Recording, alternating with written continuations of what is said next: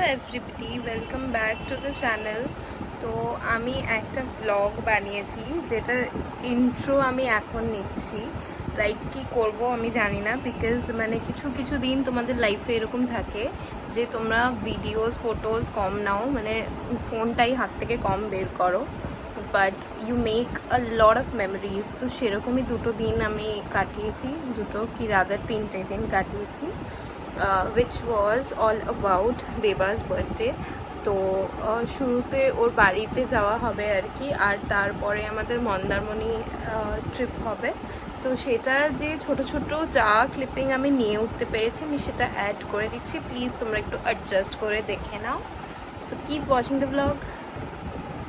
তো আমি এখানে একটা এসি বাসের টিকিট কেটে উঠে পড়েছি। যাওয়ার সময় আমাকে আমাদের ড্রাইভার কাকু এসপ্ল্যানেড বাস স্টপ অবধি ড্রপ করে দিয়ে একদম কাউন্টার থেকে সব জিজ্ঞেস করে কোন বাস কোথায় যাবে কোথায় নামাবে, তাই জন্য জিজ্ঞেস করে আমি বাসটায় উঠে পড়লাম। আমি তো একদম ডিরেক্ট কন্টাইয়ের টিকিট কেটে নিয়েছিলাম। আর আমার একা যেতে ভালো লাগে না এমনিতেই, তার মধ্যে আমার এখন থেকেই খিদে পাচ্ছিলো, আর 3.5 আওয়ার্সেরও বেশি ড্রাইভ এটা। পিক আপ করতে চলে এসছে, আমার প্রচণ্ড জোরে খিদে পেয়েছে আর আমি ডিম ভাজা আনতে পাঠিয়েছি, তাই জন্য খিদেতে আমার পেটে ছুঁচো ডাকছে। জাস্ট প্রচণ্ড খিদে পেয়েছে আমার, আমাকে না খাইয়ে রেখে দিয়েছে। কোথায় আনতে আসার কথা ছিল আনতেও আসেনি, এখন এখানে দাঁড়ানো হয়েছে, ডিম ভাজা খাবো। তো ফাইনালি আমরা লড়াই ঝগড়া করতে করতে ওর বাড়িতে পৌঁছে গেলাম। আর ওর দেখো এটা ওকে আমি বার্থডেতে গিফট করেছি। আর যারা ভাবে যে আমি গোল্ড ডিগার, আমি গিফট নিই, আমি কোনো গিফট দিই না, তো তাদের জন্যই আমি এটাই বলবো যে আমি যদি ওকে কোনো গিফট দিই আমি তো নিশ্চয়ই বাজারে মাইক নিয়ে বলতে বেরোবো না, বাট তবুও আমি ওকে গিফট দিই। তো যাই হোক, এটাই আমি ওকে বার্থডেতে এবারে দিয়েছি আমার নিজের সাধ্য মতন, যেটা পরেও আমারই সাথে মারপিট করছে। আর দেখো ওর বাড়িতে একটা দোলনা রয়েছে, সারাদিন ও দুলতে পারে, তবু আমি একদিন এসে দুলছি তাতেও আমার সাথে মারপিট করছে। আর কাকিমা তো আমার সাপোর্টে আছে, কাকিমা আমাকে ভিডিওটা বানিয়ে দিচ্ছে। আর তার মাঝখানেও সেই মাঝে মাঝে আমাকে টন্ট করে যাচ্ছে, ইরিটেট করে যাচ্ছে অ্যাজ ইউজুয়াল।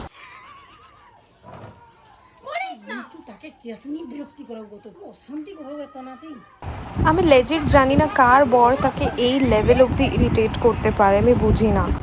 আর দেখো কেক কাটিং সেরিমনির মধ্যে এখানে কারেন্টও চলে গেছে। লাইক আমি বুঝি না, গ্রামের দিকে এটা একটা প্রবলেম যে কেন কারেন্ট আর্ধেক সময় চলে যায়, উড়ে যায়, আমি জাস্ট বুঝতে পারি না। অবশ্য আমি গ্রামের দিকে কি ব্লেম করবো, আমাদের এখানে কলকাতাতেও তো সিএসসিতে আর্ধেক সময় গরমকাল হলেও মানে কারেন্ট তো যাবেই, এরকম তো হয়েই থাকে। তো যাই হোক, after a lot of struggle এখানে এই অন্ধকারের মধ্যেই কেক কাটিং সেরিমনিটা করা হবে। একটু তাড়াহুড়ো আমি করছিলাম, কেন কি আমাদের বেরিয়ে যাওয়ার কথা ছিল। এবার তো next part of the celebration আমাদের নিজেদের মধ্যে শুরু হওয়ার কথা ফ্রেন্ডসদের সাথে, তো সেটার জন্য একটু তাড়াহুড়ো করছিলাম। বাট এখানে খাওয়া দাওয়া লাঞ্চ সব কিছু সেরে বেরোতে অনেকটাই লেট হয়ে গেছিলো, মানে পৌঁছতে লেট হয়েছে যেহেতু। এখানেও ওর একটা অসভ্যতামও রয়েছে, আমি পৌঁছে গেছিলাম তারপরেও ওখানে কার ওয়াশ করাচ্ছিল কাঁথিতে দাঁড় করিয়ে। আমার যে খিদে পেয়েছিল তাতে ওর কিছুই যায় আসে না। সেই বিকেলবেলা নিয়ে এসে এখানে আমাকে তবে লাঞ্চ করিয়েছে, আর তারপরে আমরা বেরিয়েছি। আর বেলুন দেখলে না ফাটানোর জন্য আমার হাত এমনিতেই নিষ্ফিস করে, তো এখানে আমি যখন দেখলাম ও সেজো জেঠিমা বেলুন ফাটাতে শুরু করলো, তখন আমিও টপাটপ বেলুন ফাটিয়ে দিলাম। তারপর আমরা ফাইনালি বেরিয়ে গেলাম আমাদের ফ্রেন্ডস গ্রুপের সাথে, যে সেলিব্রেশন বাকি ছিল সেটা করার জন্য। আর ফাইনালি কতদিন পরে দেখা হলো আমার সোফির সাথে। তো এখানে সবাই এখন গেম খেলতেই বিজি হয়ে গেছে, আর এবারে ফাইনালি শুরু হবে কেক কাটিং সেরিমনি।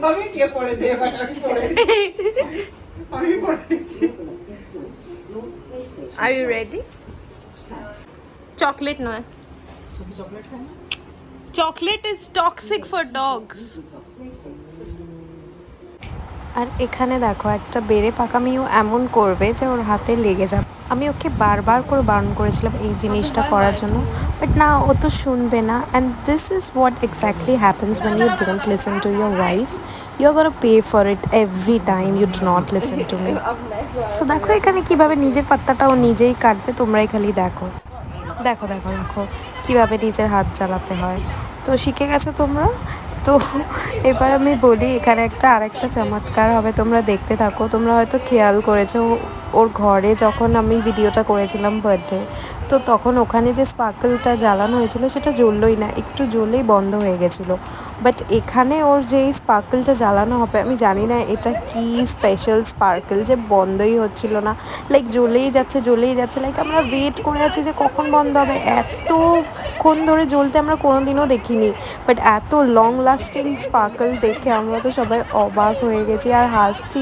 আর এটা তাও জ্বলে উঠছে, বারবার জ্বলে উঠছে, এটা যেন মনে হচ্ছে যেন তুবড়ি নিয়ে এসেছি কোথা থেকে। এত ভালো স্পার্কল ক্যান্ডেল লাইক আমি লাইফে ফার্স্ট টাইমই দেখলাম। তো সবাইকে কেক কেটে খাইয়ে দেওয়ার পরে এবারে ফাইনালি সোফিকে কেক খাওয়ানো হচ্ছে। আর যেহেতু এটা চকলেট কেক না, আমিও চকলেট কেক একদমই পছন্দ করি না, এটা কেসার পেস্তা বলে কিছু ছিল, বাট খুব টেস্টি ছিল, তো ওকে খাওয়ানো হচ্ছে। দেন এসছে আমাদের পিকু রানি কেক খেতে। আর পিকু একদমই স্লো ইটার না, পুরোটা নিয়েও কেকটা পালিয়ে যাবে, গিয়ে একদম নিজে শান্তি করে বসে প্লেটে সাজিয়ে রেখে কেকটা এনজয় করে খাবে। কেকটা না মানে এতটাই টেস্টি ছিল যে মানে খেতে খুবই ভালো লাগছিলো, আর খেয়েই যাচ্ছিলাম টুকুর টুকুর আমরা সবাই মিলে।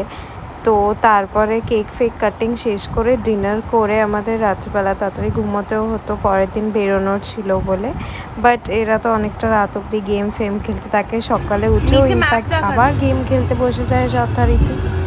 Good morning everybody. তো এখন আমি হয়ে গেছি ready, so will be heading towards Mandarmani. Like আমরা একটু হেভি ব্রেকফাস্ট করে নিয়েছি, ব্রাঞ্চই বলতে পারো, বিকজ আমরা যখন পৌঁছাবো তখন হয়তো মোস্ট অফ দ্য হোটেলসে খাবার মানে অ্যাভেলেবেল থাকবে না। সো লাঞ্চ করে নিয়েছি, মানে লাঞ্চ ঠিক নয়, ব্রাঞ্চই, পোহা বেশি করে খেয়ে নিয়েছি, একটা ডিম ভাজা।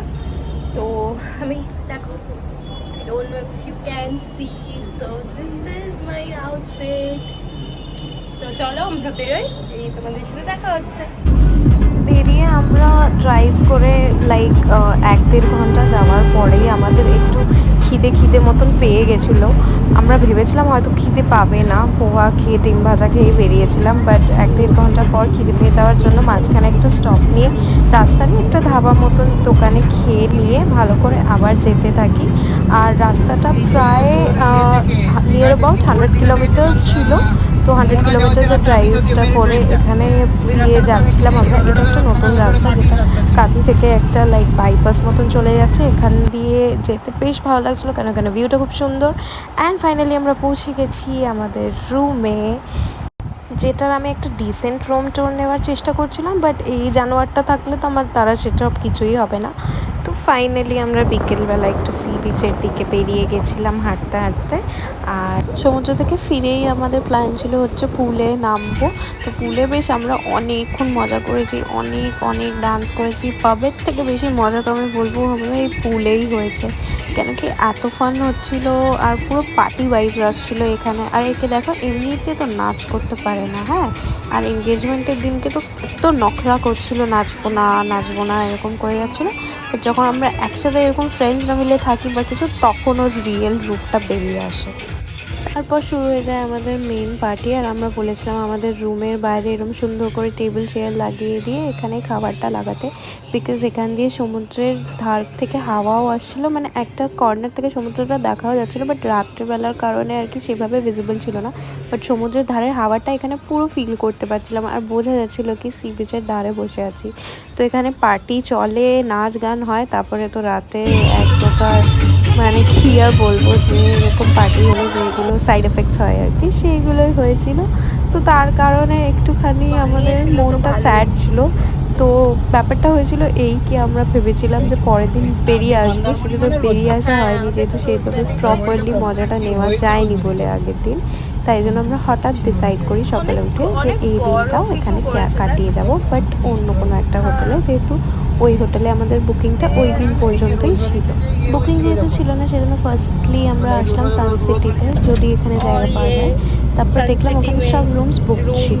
नहीं मिलने के कारण हम फिर चले किसी नहीं, ऐसा नहीं है कि रूम नहीं मिला, रूम मिला था, लेकिन वो सस्ता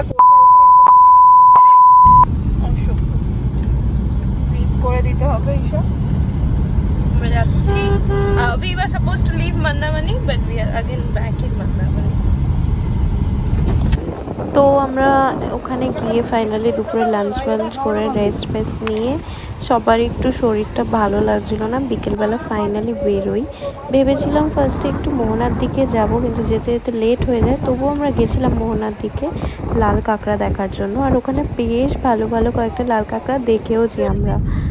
তো ওই দিনকে রাত্রেবেলা আর কোনো ক্লিপে নেওয়া হয়নি, শুধুই এনজয় করেছি, মার্কেটের দিকে গেছি নিজেদের মতন করে সময়টা কাটিয়ে। দেখো এটা আমরা বেরিয়ে যাচ্ছি এখন মন্দারমণি থেকে। এখন হচ্ছে ভোর 5:30 বাজছিলো। এতটা তাড়াতাড়ি এই জন্যই বেরিয়েছিলাম যাতে তাড়াতাড়ি বাড়ি পৌঁছতে পারি, কেন আগের দিন তো আনপ্ল্যানভাবেই ছিলাম, তো বাড়িতে জেনারেলি একটুখানি সবাই রেগেই গেছিলো প্রায়। তো ফাইনালি বাড়ি ফিরে যাচ্ছি, আর ব্লগটা আজকের মতন এখানেই এন্ড করব। তোমাদের সঙ্গে আবার দেখা হবে অন্য কোনো ব্লগ নিয়ে। হোপফুলি আমি এর পরে আমাদের সিনেমাটোগ্রাফির ব্লগটাই নিয়ে আসবো, যদি দিয়ে দেয় তো।